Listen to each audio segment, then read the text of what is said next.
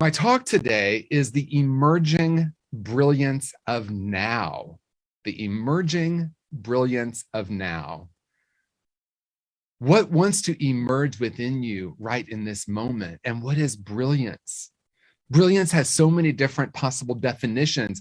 Often when we think of brilliance, we think of the brilliance of the mind or the intellect. We think of someone who is brilliant, who is intellectually superior, even maybe. Maybe we even think, wow, that person's smarter than I am. So the brilliance I want to speak to is, yes, that, and something much deeper, and that is the luminosity that we are. And looking at brilliance through the four rooms, physical, intellectual, emotional, and spiritual. That we are physically brilliant, that our bodies are incredibly powerful, our immune systems. If we think about the miracle of the human body, that alone is something to be in awe of, to lean into and look at how magnificent the creation of the human is. That we have these bodies that actually heal themselves, that we can cut ourselves and something happens to heal that I don't even know or understand. Now, some of you might be doctors and you understand how it happens. I actually just rely on it. I rely on my body to heal that. And lo and behold, look at the miracle of life. That alone is something to be grateful for today. That alone is something to recognize that the brilliance of the human body is incredible and it is beyond any seeming conditions of the world. Wow, lean into that for a moment. And then we look at the intellect. The brilliance of the mind. What if we didn't look at it as only what we have thought of as brilliance, but also recognize that our mind itself has luminosity, has infinite beingness, infinite possibility. That the truth of who and what we are from the intellect is also infinite. And that our minds are capable perhaps of more than we can even conceive of. The imagination to look at the mind in a new way, to become curious about the infinite possibilities of that mind, that alone is something to be grateful for. That alone is something to celebrate. And then we look at the brilliance of our hearts, the emotional center, the emotional room, looking at how we connect with one another through our heart space, the brilliance, the luminosity of our heart space. Physical, intellectual, emotional, all of those rooms of existence hold the luminosity, the brilliance. What is wanting to emerge in your life? What is wanting to emerge in your physicality? A deeper possibility of healing, of wholeness, of coming into alignment with what the body naturally does. The luminosity of your mind, the capability to hold concepts and ideas that maybe looking back, you haven't been able to access, but in this moment, right here, right now, you have the possibility of a new way of thinking. That is true freedom. True freedom that we can have actually dominion over our thoughts. Not that we need to change our thoughts, but we can recognize that the thought that is happening right in this moment is simply one thought amongst thousands or infinite numbers of thought. And that I have a choice where I put that focus. And then the luminosity of the heart. What is wanting to emerge within you? What's the brilliance of your heart center?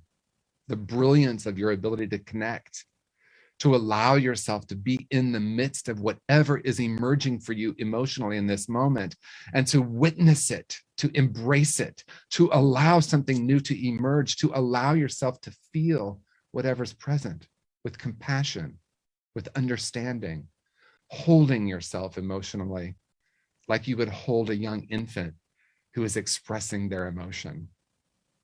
Moving out of any idea of good, bad, right, wrong as it relates to emotion and simply embracing what is, holding it with a tender, loving embrace. What is wanting to emerge in this moment for you right now, with a greater possibility of your relationship with your emotional center. What I really want to focus on today is the room of spirit. So when we talk about having physical, intellectual, emotional, and spiritual, it might sound like we're talking about different aspects of ourselves. And in some ways we are, but when we land in that spiritual center, when we recognize what's wanting to emerge spiritually, doesn't exclude anything, it includes it all. In other words, I can welcome what's happening in my body. I can welcome what's happening in my mind. I can welcome what is happening emotionally. And I can recognize in the midst of anything happening in my life and in the world, there is a greater reality. And that reality is the room of spirit is infinite. In many New Thought teachings, the foundational principle is there is one power and one presence. And that sounds really interesting, doesn't it? Maybe we even grasp that intellectually, or maybe even emotionally. We might have a moment where we feel into that, or in our bodies, somehow we feel that in an instant. Oh, yes, I come back into alignment that there is only one power and one presence. And when we relate to this from the room of spirit, in other words, when I know that I know that I know, not intellectually, but have the experience of what is wanting to emerge, the emerging brilliance of now. To really understand that each of us is a particle of God essence, of source energy. To really understand, to experience, and then to radiate that love into the world is a profoundly different way of living. And when we know that, everything changes. We are being given an opportunity right now on planet Earth to be that love frequency, to recognize that each of us is this particle of the one source energy. And to understand that at a deep level is to know true freedom, to recognize that I have thoughts, but I'm not my thoughts. I have a body, but I'm not my body. I have emotions, I'm not my emotions. I am something much greater than that, as each of us is something much greater than anything we could think or experience with our five senses or even feel. That coming home to this greater reality is what shifts planet Earth. One thing that has emerged for me this morning in meditation was to talk about humility. And what many of us have been taught humility is, in some ways, is smallness, right? Oh, I need to humble myself. I need to humble myself. You might have even been born into a religious system that teaches you that humility is to be small. You might have been in a school system that teaches you humility is to stay small. You might have been taught by your family system that to be humble is to be small. I want to offer a different possibility this morning, and that is true humility is knowing that you are an infinite being, capable of being love frequency, of being God essence. Humility in the personality isn't about comparison, I'm better than you or less than you, but isn't it interesting because in the realm of the ego, which is not bad or wrong, ego is a collection of ideas or beliefs or stories that we have about ourselves and the world. And in that way, maybe humility is about staying right-sized. When we tap into our infinite beingness, when we recognize what's wanting to emerge is luminosity and is brilliance, true humility is knowing the greatness that we are. If we look back at the great spiritual masters, all of them have been telling us this for thousands of years. And we are at a unique time in history where more and more of us are understanding that it's not about the teacher being the enlightened one, but the teacher came to tell us that we are the enlightened ones. And the mind might believe that it's a process, the emerging brilliance of now. Indeed, the only moment that we can wake up to the truth of who and what we are is right here in this moment. In other words, everything that any of us have done to prepare for this moment has ultimately led us to the moment where we simply wake up to this greater reality. What if it's not a process? What if there's no getting there? What if we can call off the search and rest in a greater reality?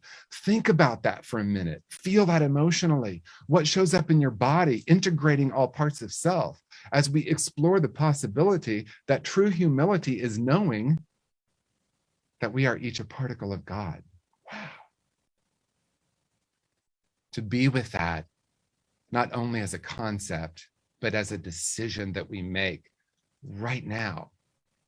That every person on planet Earth and in the cosmos, whether they are living on planet Earth or lived on planet Earth, has the exact equal spark of divinity within them. In other words, none of us right now is any greater or less than any other human that's ever walked the planet Earth. And I want to honor a great teacher, Thich Nhat Hanh, who made his transition recently. And he says, the greatest miracle is not walking on water, it's walking on earth with love and compassion. The greatest miracle is not walking on water, it's walking on earth with love and compassion. He was one of my early teachers. His book changed my life because it was about being engaged in the world, not separate from the world. And the idea that every single moment can be infused with love and compassion and openness and curiosity was something that was revolutionary to me, because see, here was my path. My path was, I remember coming into the world and being this infinite being. I remember being brilliant. And I remember the conditions of the world seemingly shutting that down. And I say seemingly because in relative reality, that might be true. There were people in my life that, let's just say, weren't appreciating my luminosity. So I decided that I needed to be small. That's why in the reading, I talk about the worthiness. What do you believe you're worthy of? I believed I was worthy of a very small life. And I always like to honor our founder, Reverend Dr. Michael Bernard Beckwith, who talks about running the racket of mediocrity. Right? Mediocrity, the agreements that we've made with mediocrity. Those were the agreements I made because I believed I wasn't worthy. I believed there was something fundamentally wrong with me, limited in some way. And I grabbed onto the idea that humility was staying small. Thich Nhat Hanh, along with many other teachers, showed me a different possibility. And what I want to share for the last few minutes here is what's happening on planet Earth. Each of us is being called at this moment. It's quite possible that we've chosen to be here at this moment. It's quite possible that we signed up for what's happening on planet Earth. And there's so much happening on planet Earth. There's so much love. There's so much openness. There's so much connection. And it's also easy to point to what seems like division, finger pointing, blame. All of this has always existed in the human condition. Right now, what I know to be true is that there's an opportunity for a radical shift in the paradigm. And that as more and more of us dedicate ourselves to knowing very deeply who and what we are and being that in the world, we can move into a new awareness. And that awareness is beyond any ideas of us and them and good and bad.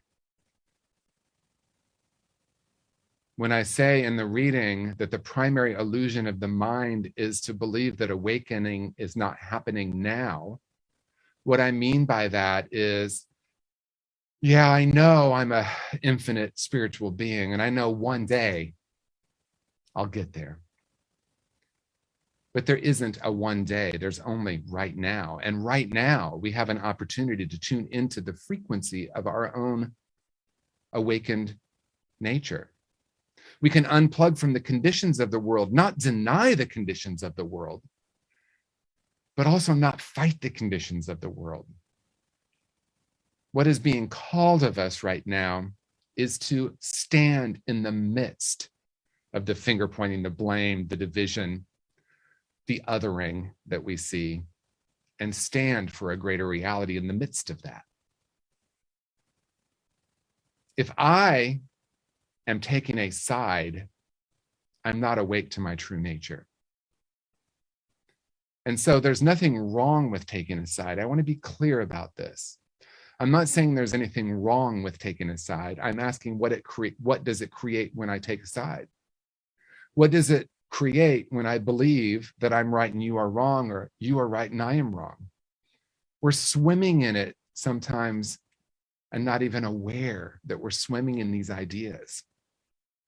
And so if you're anything like me, your mind might say, but wait a minute. I do think there is information and misinformation. I do believe that there's a responsibility for us to speak the truth. But I want to, for a moment, lean into what we mean by truth. If we are to live our teachings say there is relative reality and ultimate reality. There is relative truth and ultimate truth. And so sometimes we might hear spiritual traditions saying we have the truth. We have the one and only truth. And if it's in relative reality, I want to at very least question that. Because in relative reality, we're always evolving and growing and learning to see something different. So I may believe that I have the answer to something, and then 3 weeks later think, oh my gosh, I see it differently now. So if we can unplug from what we might be participating in, which, by the way, is energy, more than it is a thought or a behavior, it's an energy, a frequency of judgment or a frequency of oneness. And when we stand in the ultimate truth, and the ultimate truth is underneath all conditions, each of us is a whole and perfect spiritual being, and that true humility is knowing that. And then we can stand for something rather than being against. We can recognize that we might have a different opinion than someone, but my opinion is not who and what I am. I think I talked about this. I've been talking about this a lot recently, and that's the term like-minded. Many of us believe we want to find a community of like-minded people. And I think there's comfort in that, finding people who agree with me. I also want to speak to the possible trap with that, and I'll share what I mean. If I imagine the people who I feel closest to, if we sat down in a room and talked about every single topic possible and we opinionated, I can guarantee you that some of the people that I love the most are going to have a different opinion about me, at least with one thing. Does that mean I don't love them? So what I'm inviting us to look at is, rather than looking for like-minded people, which can create division, we look for people in our lives that celebrate the luminosity that we are, that celebrate the luminosity of who and what they are. We build community around that knowing. We build community around having a body, having thoughts, opinions, having emotions, and in the midst of that, recognizing that we're something much greater. I know that's what we've signed up for, whether we signed up consciously or unconsciously. Whether our souls were aware of coming to planet Earth right now in the 21st century to be the love in the world. Whether we signed up consciously or unconsciously, whether we understand why we're here and what's the greater meaning of all of life, what I do know to be true, and what I want to say in closing, is that every single moment is a choice to wake up to the greater reality, that enlightenment is actually not a process or a goal or a place to reach. It is a decision we make to recognize, as Reverend Verona said, recognize that great reality. We're all awakened. We might just not remember it every single moment. I might start to believe that I'm my thoughts. And when I believe I'm my thoughts, then I can see how I'm different than you. And it does not matter who it is. If we talk long enough, we can find something to disagree about. So rather than standing in that, let's stand in this greater reality. What might happen if each of us dedicate ourselves in this moment to know this greater reality, to be this greater reality? What can then happen is that we can transform the paradigm of division on planet Earth, not to be against, but to stand for, to be the luminosity that the world so needs right now. What once was for chosen masters is now for each of us, that each of us is the master of our own destiny, and the destiny is now. So in closing, I want to offer this question: what is wanting to emerge from within you right now? What is your brilliance? What does that brilliance mean? And right in this moment is the only moment that this brilliance can emerge. I'm inviting you in this moment to say yes to the emergence of this brilliance, to recognize that we have made a difference. Right here, right now, there is a profound shift that has happened.